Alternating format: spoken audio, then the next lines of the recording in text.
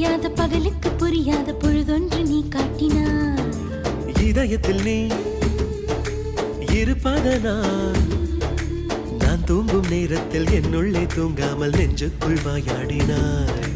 கண்ணாடி நீ கடிகாரம் நான் உன்னுள்ளே ஓடோடி வாழ்வே. காதல் எனும் கடுதாசி நீ என்றென்று